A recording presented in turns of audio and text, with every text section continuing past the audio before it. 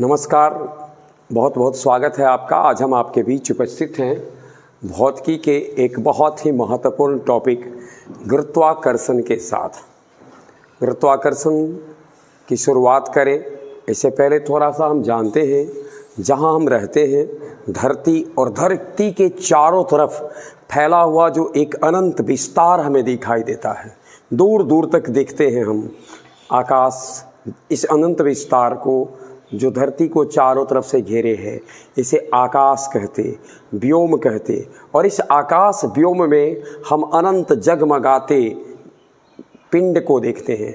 इन पिंडों में से कुछ पिंड ग्रह हैं, कुछ पिंड तारे हैं, कुछ पिंड क्षुद्र ग्रह हैं। अब तारा कौन है, ग्रह कौन है, क्षुद्र ग्रह कौन है, उपग्रह कौन है, थोड़ा सा हम इसकी चर्चा करें। एक बार फिर से ध्यान में रखें, धरती और धरती के चारों तरफ फैला हुआ जो अनंत विस्तार है और उसमें जो पिंड दिखाई देते हैं, सबको सम्मिलित रूप से हम ब्रह्मांड कहते हैं। ब्रह्मांड कहते हैं। ये ब्रह्मांड दो तथ्यों से बना है, मैटर और एनर्जी। दो चीज़, मी, अब इस मी से ही समझ लेंगे, M for matter, E for energy, इससे बना है। तो इस ब्रह्मांड में तारे हैं, ग्रह हैं, नक्षत्र हैं।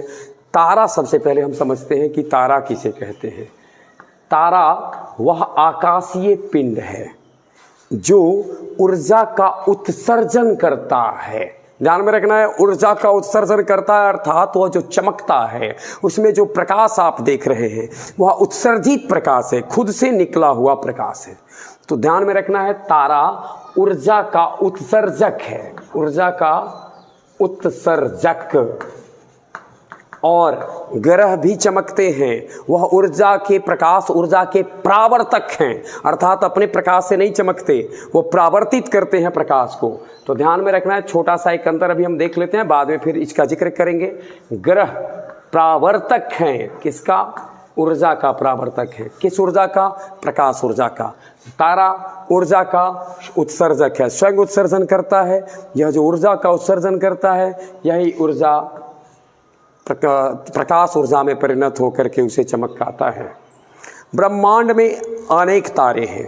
तारों की समूह को हम लोग गैलेक्सी कहते हैं। गैलेक्सी, ध्यान में रखना है, गैलेक्सी अगर हमसे पूछा जाए तो तारों का समूह होता है। और इन समूह में भी एक डेफिनेट पैटर्न जो तारा का होता है, इसे तारा मंडल कहते हैं। तारा, तारामंडल, गैलेक्सी। अब थोड़ा सा इस विषय पे ध्यान में रखें। इस संसार में, ब्रह्मांड में 10 के पावर 11 गैलेक्सी है। ब्रह्मांड में 10 के पावर 11 गैलेक्सी हैं। और कहा अनुमान है कि प्रत्येक गैलेक्सी में 10 के पावर 11 तारे हैं। तो आप जरा सा सोच लें कि तारा की संख्या अगर हमसे पूछा जाए कि ब्रह्मांड में कुल कितने तारे हैं, तो 10 के पावर 11 गुने 10 के पावर 11, ये नंबर ऑफ गैलेक्सी और ये number of stars in A Galaxy. तो टोटल नंबर ऑफ स्टार्स बराबर 10 के पावर 11 गुने 10 के पावर 11 यानी 10 के पावर 22।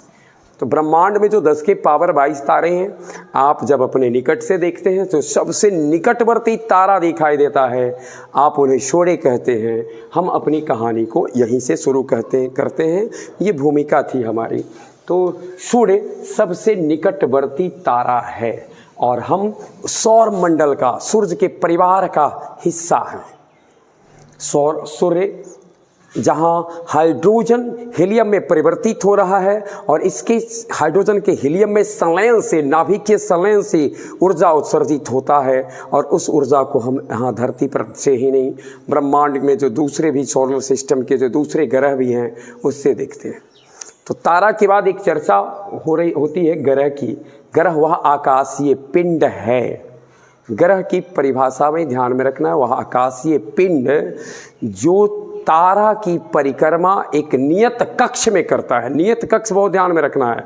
और अब इसको 2006 में जब इसकी परिभाषा दी गई तो इसमें यह भी कहा गया कि वह दूसरे के कक्ष को काटे नहीं, अर्थात सूर्य के चारों तरफ परिक्रमा करता भी हो और दूसरे के कक्ष को काटता भी न हो तो वह सूर्य का ग्रह कहलाएगा। किसी तारा का ग्रह होता होगा उस तारा के चारों तरफ परिक्रमा करने वाला, अपने कक्ष में दूसरे कक्ष को काटता भी नहीं हो। पृथ्वी एक ग्रह है सूर्य का। हम एक नज़र डालते हैं सूर्य के द्रव्यमान पर। सूर्य का द्रव्यमान बहुत ध्यान में रखना है, लगभग 1.99 गुने 10 के पावर 30, 1 पॉइंट मास ऑफ सन 1.99 गुने 10 के पावर 30 kg होता है। लगभग 1.99 को 2 भी लिख दीजिए, आसान रहेगा। जब हम न्यूमेरिकल्स बना रहे हो तो अगर हमको इसका यूज करना है तो हम 2 गुने 10 के पावर 30 kg का इस्तेमाल करेंगे। जब हम बात करेंगे मास ऑफ सन का तो पृथ्वी का जो द्रव्यमान है, पृथ्वी का मास ऑफ अर्थ है 5.98 गुने 10 के पावर 24 किलोग्राम, 5.98 गुने 10 के पावर 24 kg। और सूर्य का द्रव्यमान है 2 गुने 10 के पावर 30 kg। अगर मास ऑफ सन बटे मास ऑफ अर्थ करेंगे यानी 2 गुने 10 के पावर 30 kg को 5.98 गुने 10 के पावर 21 kg से 10 के पावर 24 kg से डिवाइड आउट करेंगे तो लगभग 3,30,000 हमारा इसका जो है सो भागफल प्राप्त होगा। अब आप जरा सा सोच लें कि इस अर्थात mass of sun mass of earth का 3,30,000 गुना है, कितना अधिक है। दूसरा, सूर्य का व्यास बहुत अधिक है, 13,90,000 किलोमीटर। रेडियस 6.95 गुने 10 के पावर 8 मीटर है। पृथ्वी की त्रिज्या अगर हम देखें, पृथ्वी का जो व्यास है उस पर अगर हम बात करेंगे तो उससे 109 गुना ज़्यादा व्यास है। ध्यान में रखना, में सूर्य का व्यास पृथ्वी के व्यास का 109 गुना है और पृथ्वी के द्रव्यमान से सूर्य का द्रव्यमान 3,30,000 गुना है। पृथ्वी की जो त्रिज्या है वो लगभग 6400 किलोमीटर के अप्रॉक्स है। तो ये था हमारा सूर्य के प्रति एक सामान्य परिचय। सूर्य के परिवार में सूर्य को के साथ साथ जो हमारा परिवार है पूरा सूर्य और सोलर, उसका जो फैमिली है इसको हम लोग सौर मंडल कहते हैं। इस सौर मंडल में सूर्य के साथ जो उनके चारों तरफ परिक्रमा करने वाले हैं उनकी संख्या है 8।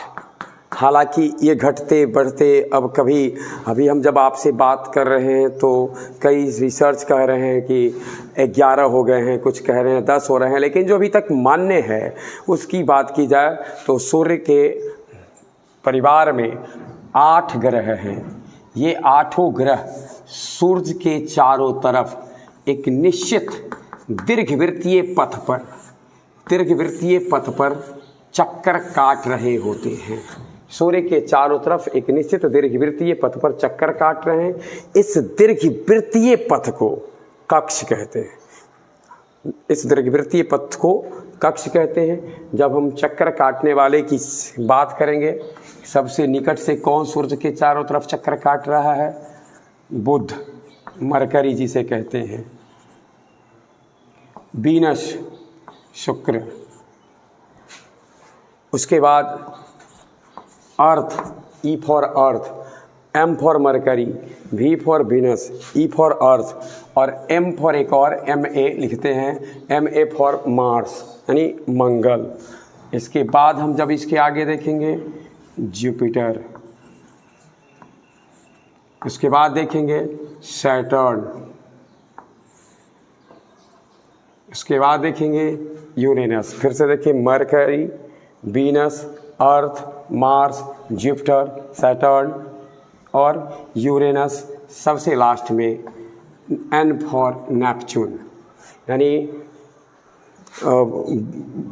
बुध, शुक्र, पृथ्वी, मंगल, बृहस्पति, शनि, यूरेनस और नेपच्यून। अरुण और वरुण कह लें हिंदी में, वरुण कहें, वरुण, अरुण, शनि, बृहस्पति, मंगल, पृथ्वी, शुक्र और बुध। इस प्रकार से हम देखते हैं पृथ्वी सूर्य के सबसे निकटवर्ती हमारा जो है वह है बुध। आप इसे इस रूप में याद कर सकते हैं, my, very, educated, mother, just, serve, us, नमकीन। यानी my, very, educated, mother, very educated mother, just, serve, us, नमकीन।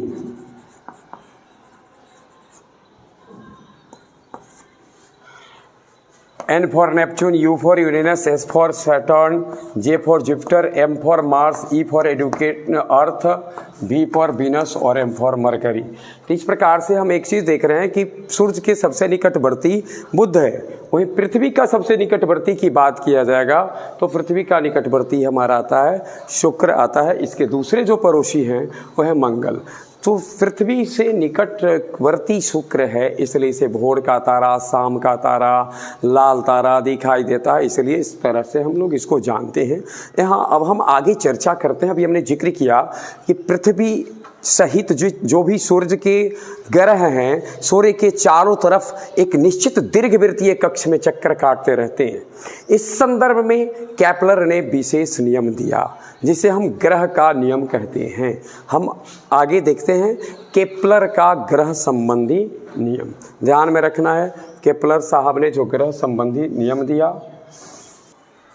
केपलर ने ग्रह संबंधी 3 नियम दिए हैं।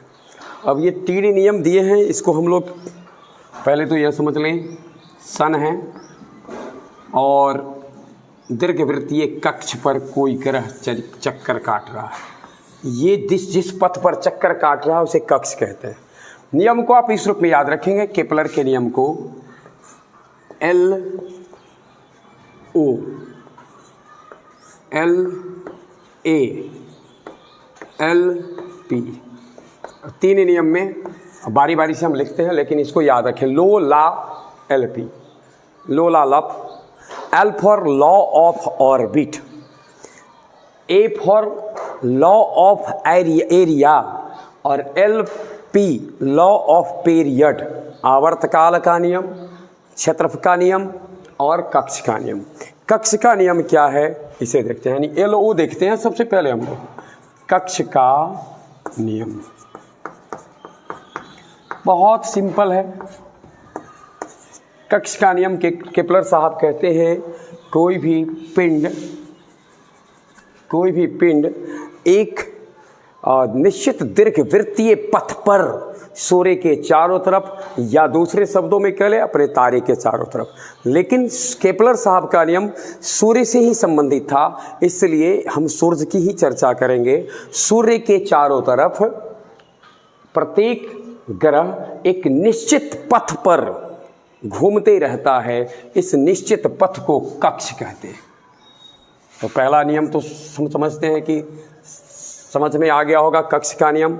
दूसरा नियम देखते हैं। दूसरा नियम है LA, यानी क्षेत्र का नियम या क्षेत्रफल का नियम। क्षेत्रफल का नियम, law of area. Law of area क्या कहता है इसे समझेंगे थोड़ा। अगर सपोज करें कि एक आकाशीय पिंड है, यहाँ पर है S, एक ये स्थान जो आपको दिखाई दे रहा है A, T समय में, कुछ भी समय था T, इस T समय में ये चला गया B पर। फिर एक देखिए कि यहाँ पर था वह P स्थान पर और T स्थान पे आ गया Q पर। ये समय T, इसका जो एरिया होगा वह इसके एरिया के बराबर होगा। अर्थात सूर्य और ग्रह को मिलाने वाली रेखा, सूर्य और ग्रह को मिलाने वाली रेखा समान समय में समान क्षेत्रफल तय करता है। ध्यान में रखना है, रेखा की बात होगी तो समान क्षेत्रफल तय करती है।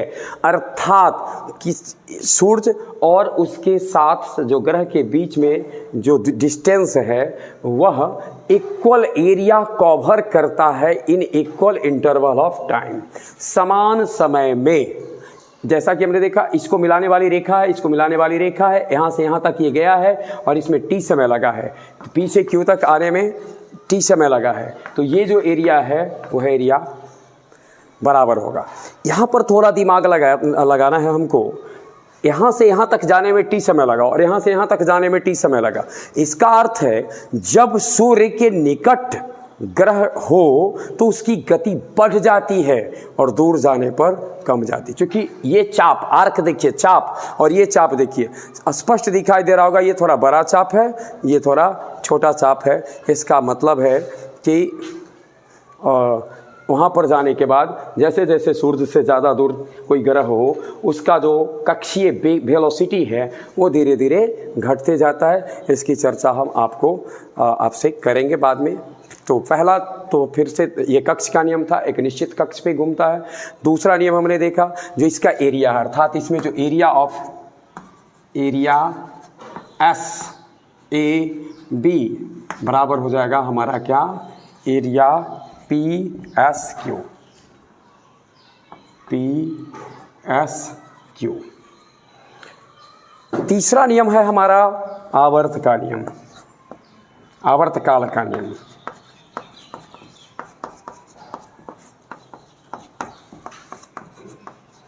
साहब का जो तीसरा ग्रह संबंधी नियम है उसके अनुसार है आवर्तकाल या परिक्रमण काल, टी परिक्रमण काल। एक चक्कर लगाने में जो समय लगता है इसको परिक्रमण काल कह लें, आवर्तकाल कह लें। इसका वर्ग यानी टी का वर्ग, आवर्तकाल का वर्ग समानुपाती होता है ग्रह और सूर्य के बीच की जो औसत दूरी है उसके घन के, T square vary as R cube. ध्यान में रखना है, आवर्तकाल का वर्ग ग्रह और सूर्य के बीच की जो औसत दूरी है आर सूर्य और ग्रह के बीच की औसत दूरी के बीच की औसत दूरी के घन के समानुपाती है। अर्थात एक बार फिर से हम लोग देखते हैं तीनों नियम को। एल ए कहता है सूर्य यानी लॉ ऑफ ऑर्बिट, कक्ष का नियम, सूर्य के चारों तरफ प्रत्येक ग्रह एक नियत पथ पर, दीर्घवृत्तीय पथ पर परिभ्रमण करते रहते हैं, इस पथ को कक्ष कहते हैं। दूसरा कहा भ्रमण करने वाले ग्रह और सूर्य को मिलाने वाली रेखा समान समयांतराल में समान दूरी तय करती है ना, लॉ ऑफ एरिया था। और पहला था LO लॉ ऑफ ऑर्बिट, अभी जो हमने कहा वो था law of area, law of orbit, law of area. और तीसरा कहा LP law of period, law of time period. इसमें था कि दूरी का जो समयांतराल का जो यानी कि परिक्रमण काल का जो वर्ग है वह दूरी के घन के समानुपाती होता है। तो इस प्रकार से हम केपलर के तीनों नियम को ध्यान में रख सकते हैं। गुरुत्वाकर्षण की खोज का श्रेय न्यूटन साहब को जाता है। हम सब जानते होंगे सेब के बगीचा में बैठे बैठे उन्होंने गुरुत्वाकर्षण की खोज कर दी थी। गिरते हुए सेब को धरा पर देखना एक सामान्य बात थी, लेकिन एक विशेष आँख जब उसे देखा तो एक विशेष नियम की खोज जो सनातनी था, बहुत पहले से था, लेकिन उसकी खोज किया और उसके अनुसार उन्होंने बाद में चलकर जो नियम दिया उसके वह कहते हैं उसके अनुसार है गुरुत्वाकर्षण का नियम।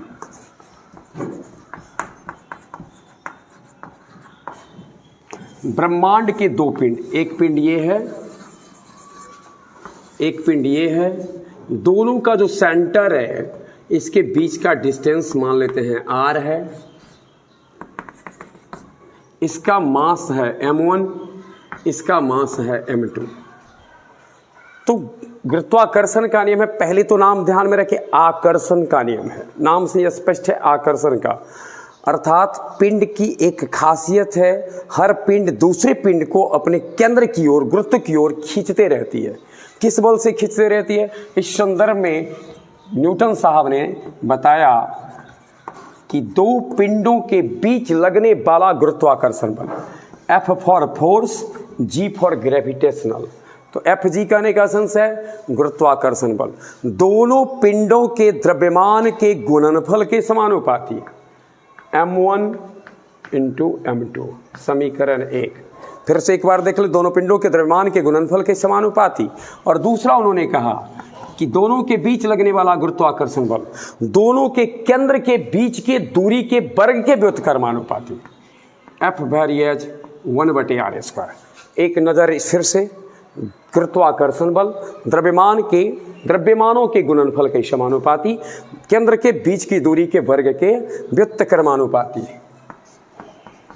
दोनों को संयुक्त कर दे तो एफ जी वेरिएज m1 m2/r²। किसी भी का जो समानुपातिक चिन्ह होता है, इसका जो वेरिएज का चिन्ह को जब हम तोड़ते हैं तो एक समानुपातिक नियतांक से गुना करते हैं। जब इस गुरुत्वाकर्षण बल के लिए यह नियतांक की चर्चा होगी तो यह नियतांक हो जाता है एफ बराबर, अब यहाँ हम एफ लिख रहे हैं, capital G into m1 into m2/r², जहाँ G एक नियतांक है जिसे गुरुत्वाकर्षण का सार्वत्रिक नियतांक कहते हैं, गुरुत्वाकर्षण का सार्वत्रिक नियतांक कहते हैं। ध्यान में रखना है, सार्वत्रिक नियतांक क्यों कहते हैं? एक्चुअली किस माध्यम में यह रखा गया है? माध्यम की प्रकृति से स्वतंत्र होता है। दो पिंडों के बीच में जो गुरुत्वाकर्षण बल लगता है वो दोनों पिंडों के बीच की माध्यम क्या है, माध्यम की प्रकृति क्या है, माध्यम की विद्युतशीलता कितनी है, माध्यम की चुंबकशीलता कितनी है, इससे स्वतंत्र रहता है। इसलिए इसको G को गुरुत्वाकर्षण का सार्वत्रिक नियतांक कहते हैं।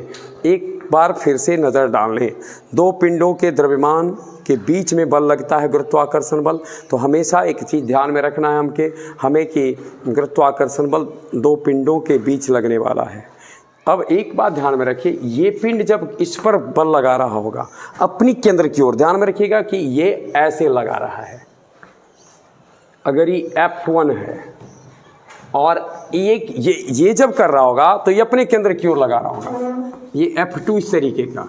अब दोनों का जो मैग्नीट्यूड है, परिमाण है, वो समान होगा, यानी ये क्रिया और प्रतिक्रिया उत्पन्न करते हैं। ध्यान में रखना है, गुरुत्वाकर्षण बल क्रिया और प्रतिक्रिया को उत्पन्न करते हैं। तो गुरुत्वाकर्षण का नियम और गुरुत्वाकर्षण बल में हम समझ गए, दो गुरुत्वाकर्षण का नियम कहता है कि दो पिंड एक दूसरे को आकर्षित करते ही रहते हैं, और जिस बल से आकर्षित करते हैं उस बल को कहा गया गुरुत्वाकर्षण बल। अब दो पिंडों के बीच में जब गुरुत्वाकर्षण बल आरोपित होता है तो क्रिया और प्रतिक्रिया उत्पन्न करता है, दोनों अपने अपने केंद्र की ओर लगाते हैं। तीसरा चीज़ ध्यान में रखना है कि इस दोनों के बीच में क्या माध्यम है उससे कोई मतलब नहीं अर्थ रखता है। अगर निर्वात में रख दो, पानी में रख दो, तेल में रख दो, कहीं रख दो, ये पिंड आपस में दो बल लगाते ही जाएंगे, लगाएंगे ही। अगर एक और तीसरा पिंड हम ले लें यहाँ पे, तो अब अगर आप ये सोच रहे होंगे कि तीसरा पिंड के आने से इन दोनों पिंडों के बीच लगने वाले गुरुत्वाकर्षण बल प्रभावित होंगे, ऐसा नहीं है। दो पिंडों के बीच गुरुत्वाकर्षण बल जो लगता है वो किसी अन्य पिंड की उपस्थिति और अनुपस्थिति से मुक्त होता है, स्वतंत्र होता है। ये सब बात हमें बहुत ध्यान में रखना होगा। पहला तो दो पिंडों के बीच के जो माध्यम है उससे स्वतंत्र होता है। दोनों पिंड के अलावे अगल बगल में कितने पिंड बैठे हैं इससे भी वह स्वतंत्र होता है। अभी हमने लिखा कि F बराबर होता है G into M1 into M2 बटे R स्क्वायर, जहाँ G एक नियतांक है जिसे गुरुत्वाकर्षण का सार्वत्रिक नियतांक कहते हैं। G का मान और G का मात्रक थोड़ा हम देखते चलें। G का मान और G का मात्रक क्या होता है। कैपिटल G को अभी हमने जो लिखा है F बराबर G गुने M1 इंटू M2 बटे R स्क्वायर। अगर यहाँ से मुझे लिखना हो तो लिख सकते थे G बराबर F इंटू R स्क्वायर बटे M1 इंटू M2। इसलिए G का SI मात्रक, G का SI मात्रक, फोर्स का मात्रक, इसका मात्रक न्यूटन, इसका मात्रक मीटर, इसका मात्रक किलोग्राम, इसका मात्रक किलोग्राम। तो अब जरा सा देखिए न्यूटन मीटर स्क्वायर। अब जी का एसआई मात्रक क्या हो जाएगा, न्यूटन मीटर स्क्वायर प्रति किलोग्राम स्क्वायर। ध्यान में रखना है जी का एसआई मात्रक हो गया न्यूटन मीटर स्क्वायर प्रति किलोग्राम स्क्वायर।